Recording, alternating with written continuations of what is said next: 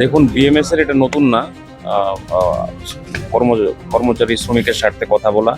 সমাজের জন্য কাজ করা এবং রক্তদানের মাধ্যমে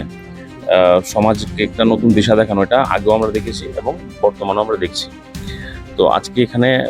রক্তদান শিবিরে এখানে উপস্থিত আছেন মাননীয় স্পিকার মাননীয় পদজমাদের মহোদয়, এবং উপস্থিত আছেন আমাদের মেয়রও এখানে আপনাদের সামনে উপস্থিত আছেন, এবং রামনগরের জনপ্রিয় বিধায়ক, অ্যাসেট ম্যানেজার থেকে শুরু করে বিএমএস এর সভাপতি, সাধারণ সম্পাদক। তো অত্যন্ত খুব ভালো উদ্যোগ, এবং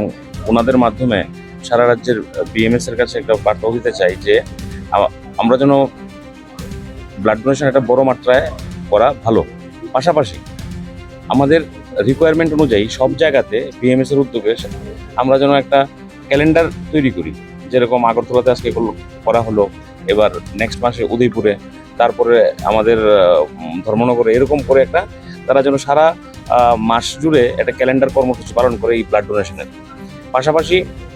সমস্ত ক্লাব এনজিও তাদের আজকের আপনাদের মাধ্যমে বলবো তারা যেন রক্তদান এগিয়ে আসে, কারণ আমাদের প্রতি মুহূর্তে প্রতিদিনই রক্তের প্রয়োজন, এবং ব্লাড ব্যাঙ্কগুলোতেও আমাদের অনেক সময় আমরা দেখি যে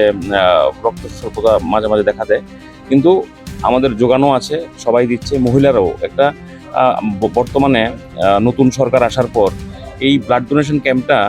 যে বিভিন্ন রকম কুসংস্কার আচ্ছন্ন ছিল মানুষের মনে, যে রক্ত দিলে